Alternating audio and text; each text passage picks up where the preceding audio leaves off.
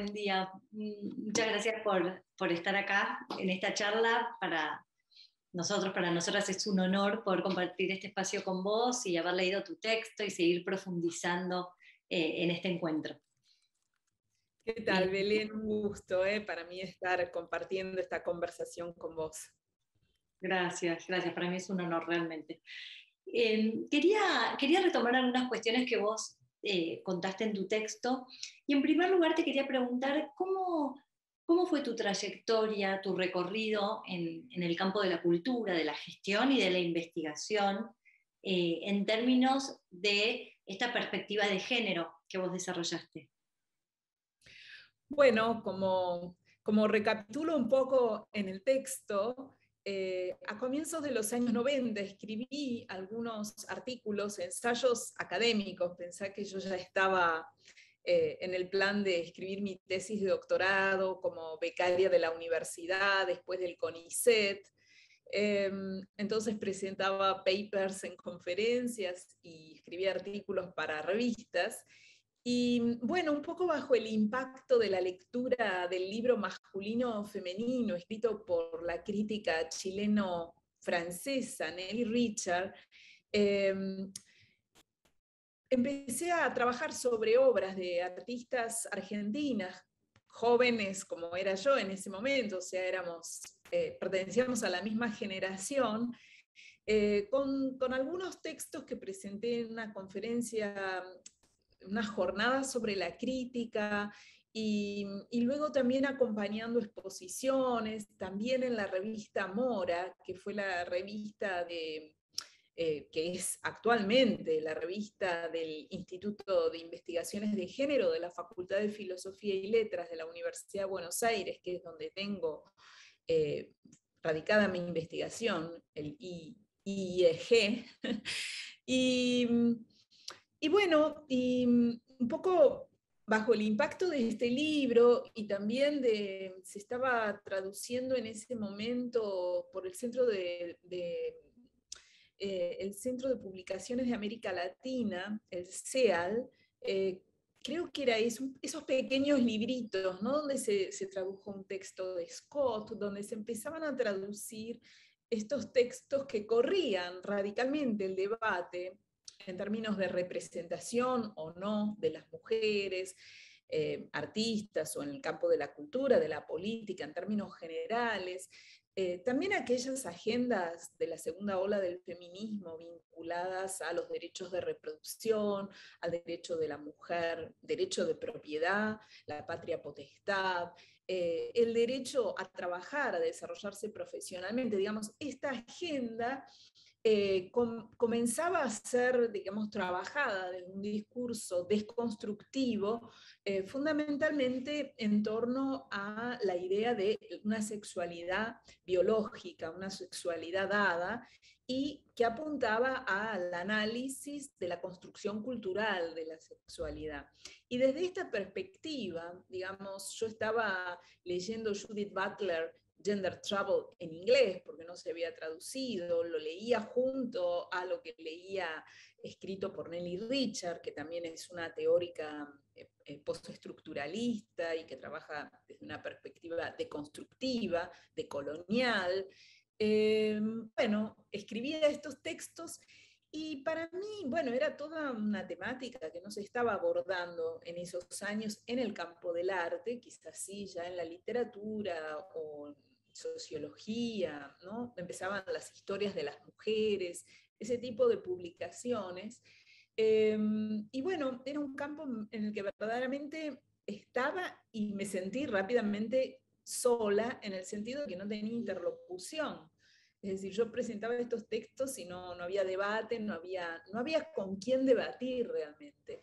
Así que quedaron un poco aislados estos textos, encriptados en esos años, hasta que en el 2008, es decir, yo seguí escribiendo sobre Alicia, sobre Graciela Sacco, pero digamos no metiéndome como tema de investigación en una perspectiva de género sobre las artes visuales.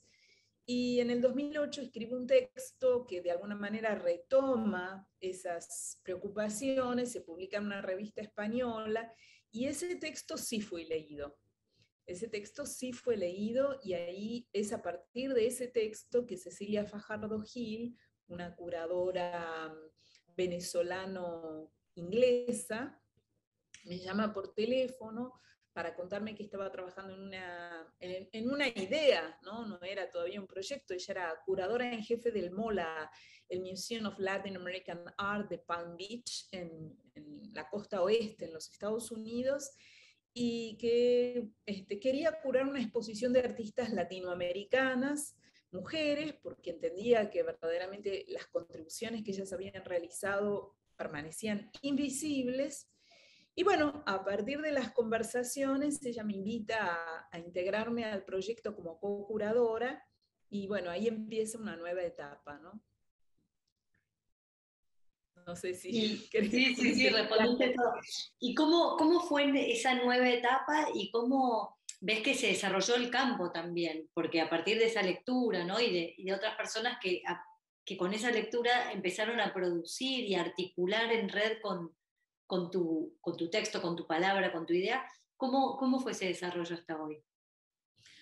Bueno, yo ahí redefiní mi posición, porque sí, yo estaba en los años 90 muy en la posición de que, bueno, en verdad lo que importaba era la calidad y no el género. Tenía esa idea, quizás también por mi propia experiencia, que no había pasado por una experiencia de sentirme marginada por el hecho de ser mujer. Un poco era esa, ese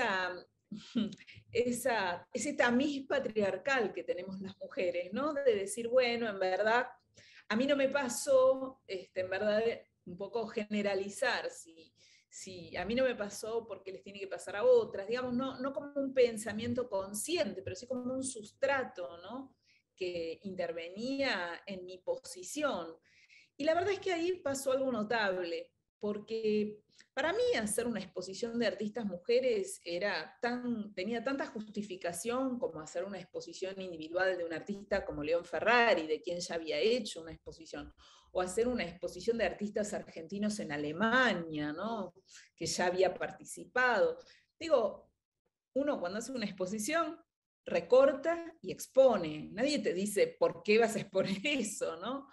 Pero la oposición que se generó entre mis colegas curadores de toda la vida, y no solo varones, sino también mujeres, fue tan radical y tan irracional que me hizo ver con mucha claridad que sí había un problema, que no era cierto que si las artistas eran buenas, no importaba si eran mujeres o no, sino que había un problema con el hecho de que fueran mujeres, e incluso que era molesto que se hiciera una exposición de artistas mujeres. Y la verdad es que con Cecilia conversamos mucho, ¿viste? Porque hubiera sido muy sencillo para nosotros eliminar ese problema agregando 2 o 3 artistas varones. Pero decidimos que no íbamos a hacer esa concesión y que íbamos a sostener casi como obstinadamente ese proyecto de artistas mujeres. Y ahí, bueno, tomé conciencia porque, bueno, una de las cosas que me decían era, bueno, en verdad eso es algo del pasado, ahora las mujeres ya han sido reconocidas en el campo del arte. Entonces yo dije, bueno, estaré equivocada, vamos a investigar. Y estaba dictando un seminario, porque era profesora en ese momento en la Universidad de Austin, en Texas, y estaba dictando un seminario sobre mujeres artistas, feminismos. Hicimos un trabajo estadístico, revisando catálogos de exposiciones de arte latinoamericano desde el 2000 hasta el 2010, digamos, bien contemporáneo. Si ya estaban reconocidas, bueno, entonces ya estaba, y ahí verificamos que en esas exposiciones las mujeres artistas representaban el 16%. Entonces abordé ahí una investigación con Belén Colucho, que en ese momento era estudiante todavía de la carrera de arte, soy ex curadora, hoy es una profesional, sobre el Salón Nacional, desde 1911 hasta 2015, que era el momento en el que estábamos haciendo la investigación. Y bueno, ahí todos todos los trabajos estadísticos demostraban que las mujeres tenían una bajísima representación, especialmente en la pintura, en la escultura, pero también en géneros como el grabado, que se piensa que que hay más mujeres grabadoras. De todos los rubros del salón, el único en el que predominaban las mujeres era en textil, el resto no. Y bueno, nada, ahí para mí fue como mucho más claro. Y recuerdo que publicaba las gráficas, las ponía en Facebook e inmediatamente recibía ataques o digamos comentarios, digamos, un poco en una posición de confrontación, de discutir, ¿no? Me decían, bueno, eso es así en pintura, pero en grabado son más las mujeres. Entonces yo tenía la gráfica de grabado.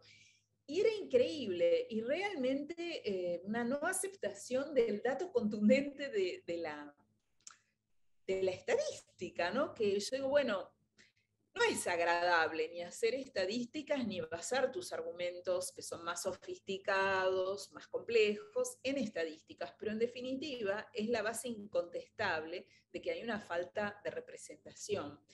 Y bueno, eso fue generando muchas transformaciones a nivel reglamentos del Salón Nacional, mucho debate. Yo me involucré también en el activismo feminista, artístico, un poco, bueno, siendo parte desde el 2015 de la manifestación de Ni Una Menos, pero ya vinculándonos al campo específico del arte, ¿no? Desde la convicción de que la violencia simbólica es una de las estructuras que permiten la violencia real, ¿no? Es decir, si vos no vas creando la naturalización de los hechos, tampoco concebís o llegás con tanta facilidad a las violencias reales, ¿no? Existen estos contextos. Entonces, trabajar estas violencias en el campo de lo simbólico permite también, digamos, acompañar desde la cultura transformaciones deseables en el campo social, político, económico. Así que bueno, fue toda esta compleja trama la que me llevó, bueno, por un lado a Mujeres Radicales, que empezó en un contexto de mucha crítica, y sí quiero compartir con vos qué difícil que es, porque yo en ese momento ya era una profesional muy reconocida, y verdaderamente tuve la sensación de que todo lo que yo había hecho estaba en riesgo, porque no había debate, había ironía, había infantilización, ¿no? Un poco la sensación era como si yo me hubiera vuelto menos intelectual, menos crítica, menos sofisticada por sostener la necesidad de hacer una exposición de artistas mujeres. En un sentido, mi capital simbólico estaba en juego. Pero bueno, las exposiciones no son solas, no existen solas en el mundo, sino que existen los contextos también que hacen a las exposiciones.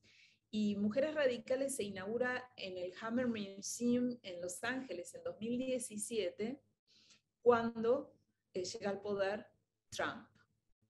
Y eso marcó un giro radical. Yo creo que ese es el momento en el que la palabra feminismo reemplaza como término de intervención política, la palabra género, ¿no? O sea, el término feminismo se cargó de una actualidad nueva.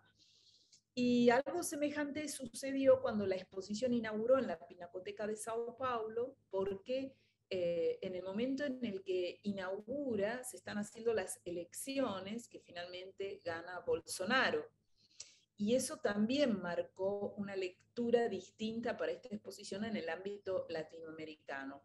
O sea que en un sentido la agenda de la exposición se tornó puro presente y tuvo una recepción crítica extraordinaria.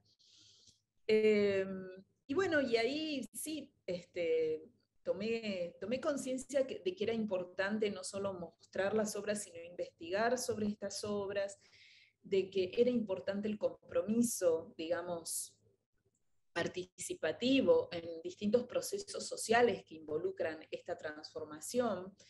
Por eso, bueno, publiqué en 2018 Arte y Feminismo en América Latina, que es un libro que está escrito en el contexto de preparación de la exposición, ¿no? Es como un libro paralelo. Y ahí, por ejemplo, hay una crónica de la preparación del paro general de mujeres del año 2018. Y es una crónica un poco etnográfica de la asamblea que hubo, una asamblea en la que participaron, no sé, 3.000 mujeres, y también de, bueno, de lo que fueron esos primeros momentos de ese activismo feminista que involucraba a muchas mujeres artistas. Entonces, bueno, esa mezcla que se fue dando, ¿no?, entre el estudio académico, la práctica curatorial, el activismo, que también se cruzó mucho con la literatura, ¿no? Nosotras proponemos que si este colectivo de artistas también tuvo su réplica, en Nosotras Proponemos Literatura. Entonces participábamos en forma conjunta de acciones, no sé, leí poemas frente a una manifestación que llegaba hasta desde la Plaza del Congreso hasta Plaza de Mayo, digamos, como situaciones completamente inéditas, ¿no? Para una intelectual de instituto, como siempre yo me sigo autorrepresentando así, ¿no? Como una investigadora del CONICET, una profesora. Pero bueno, estas experiencias que te sacan un poco de esa burbuja y que hoy forman parte de mis prácticas cotidianas, ¿no? Claro. Ay, qué interesante. Vos, Andrea, en tu texto, digo, vinculando con esto que decís del instituto, de la academia, ¿no?, de la investigación vinculada al arte, en tu texto hablas mucho de la importancia de esta recapitulación histórica, ¿no?, de tomar perspectiva histórica, retrospectiva de los cánones y de las invisibilidades, ¿no?, de todas las personas que estuvieron invisibilizadas en las artes visuales y en otros ámbitos de la cultura, en otros campos de la cultura. ¿Crees que el Ni Una Menos, el paro, la campaña de la legalización del aborto, todos los movimientos de activistas más jóvenes, ¿no?, que vienen y que poblaron las plazas, están colaborando a una recapitulación? ¿Hay ahora más puesta en valor de todo ese arte que fue tan invisibilizado durante tantas décadas y siglos? Sí, sí, incuestionablemente, y esto no es una cuestión argentina o latinoamericana, sino internacional. Digo, un museo como el Museo del Prado está desempolvando de las reservas obras de artistas mujeres que se consideraban menores y que, bueno, al calor de los tiempos se están exhibiendo. Algo semejante sucede actualmente en el Museo Nacional de Bellas Artes, donde Georgina Glusman está curando esta exhibición, El Canon Accidental, ¿no?, donde también se desempolvan muchas obras que quedan en las reservas. Esperamos que no vuelvan a las reservas, sino que verdaderamente el público de Buenos Aires tenga la posibilidad de apreciar esa sensibilidad compleja, expandida, que no ha estado solo en manos de los grandes maestros, sino que han habido también, no sé si maestras, porque las grandes maestras, los grandes maestros son conceptos patriarcales, ¿no?, sino artistas que han reflexionado desde su específico hacer sobre la compleja afectividad y conceptualización de nosotros humanos en el mundo. Entonces sí se ha modificado mucho y estamos en un proceso de transformación, pero por supuesto la transformación no viene sin oposición. Nada se transforma cuando transforma un canon dominante sin que quienes representan ese canon dominante, los intereses que sustentan ese canon dominante, reaccionen. Y curiosamente, digamos, en un tiempo en el que a partir de la pandemia hemos estado inmersos quizás de una manera forzada en una digitalización intensa, también hemos visto expandirse en las redes y particularmente centrado ese discurso reactivo en los feminismos y en las artes visuales. Siempre digo que el viejo dicho, una imagen puede más que 1000 palabras, está siendo reactivado ahora desde sectores que encuentran en las imágenes del arte una clara expresión de aquello a lo que quieren combatir, ¿no? Que es la diversidad, que es las mujeres en el mundo, en la vida cívica, en la vida política.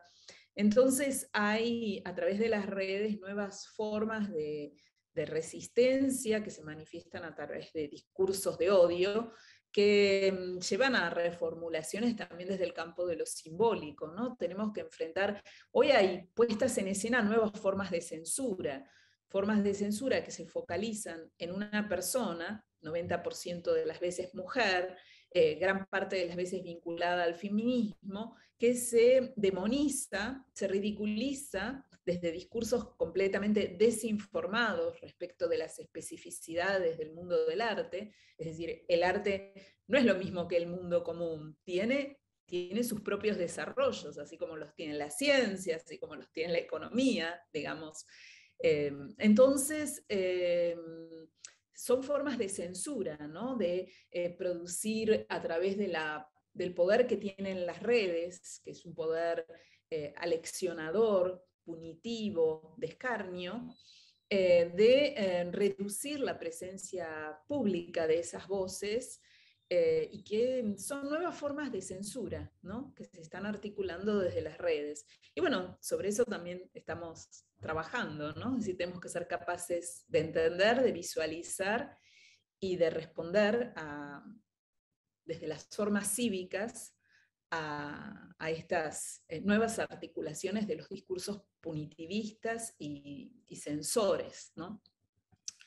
Lo que se llaman las alt-right, ¿no? Las nuevas derechas que han encontrado en el arte un espacio para ejemplificar formas demonizantes, generalmente vinculadas al pensamiento feminista o a las producciones realizadas por mujeres.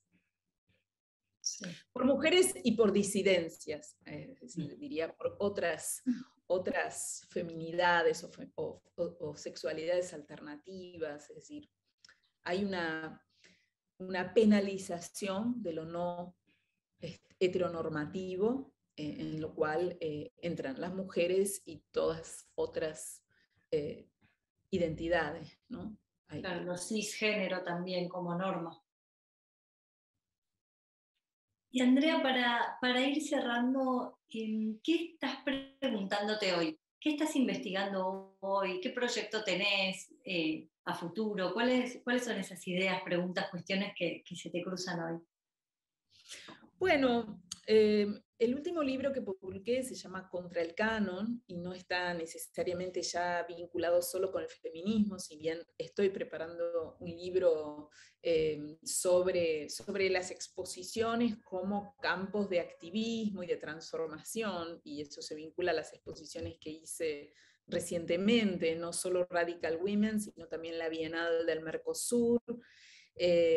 Pensar todo de nuevo, que es una exposición que comenzó como un proyecto en la Galería Rolf y que hoy está expuesto en Arles, en los Rencontres de Fotografía, en el espacio Van Gogh, en, digamos, una exposición increíble. Y también Cuando cambia el mundo, que es una exposición sobre preguntas feministas, que está actualmente en el Centro Cultural Kirchner, que tiene la participación de 5 artistas internacionales. La verdad que todo un desafío hacer una exposición internacional en este contexto. Entonces, bueno, un poco a consecuencia de los textos, de no solo Contra el Canon, sino libros anteriores, no sé. Extrañamente me enteré que leían mi trabajo en Polonia. Y entonces estamos ahora trabajando en un proyecto que va a empezar ahora con la Universidad de Varsovia, un proyecto apoyado por la Fundación Getty, que tiene unos proyectos que se llaman Connecting Art Histories, que se tratan justamente de eso, ¿no? De conectar historias del arte. Y entonces estamos empezando un proyecto con jóvenes investigadores que están haciendo su doctorado o recién terminaron su doctorado, para trabajar sobre los feminismos en los países del este y en América Latina, fuera de los centros. Es decir, ver qué categorías, qué problemáticas específicas, qué conceptos, qué palabras, qué poéticas emergieron de esas zonas que no se explican por su relación con los centros hegemónicos, sino por ser parte de lo que hoy se llama el sur global, ¿no? Es decir, es como una forma de entender lo que queda fuera de esos centros, pero que constituye otro tipo de narrativas, ¿no? Entonces, bueno, trabajar los paralelismos entre esas dos partes del planeta. El mundo. Qué interesante. Quiero verlo, quiero leerlo ya. Qué interesante. Felicitaciones. Bueno, por ahora va a ser un seminario con una reunión mensual. Hemos recibido muchas aplicaciones. Estamos en el proceso de selección porque tiene que ser un grupo acotado. Y bueno, vamos a hacer reuniones mensuales de debate también de los textos que estos jóvenes investigadores están escribiendo, con invitados especiales, y vamos a compilar un libro después a partir de estos debates, ¿no? Ese es el proyecto material, digamos, que ustedes van a poder ver, porque los seminarios van a ser cerrados, ¿no? Son seminarios de discusión. Bueno, Andrea, muchas gracias por tu tiempo, por tu rato, por tus palabras. La verdad, un gusto escucharte y bueno, suerte con todos estos proyectos también. Muchísimas gracias, Belén. Un gusto conversar con vos, ¿eh? Y gracias a todos. Gracias.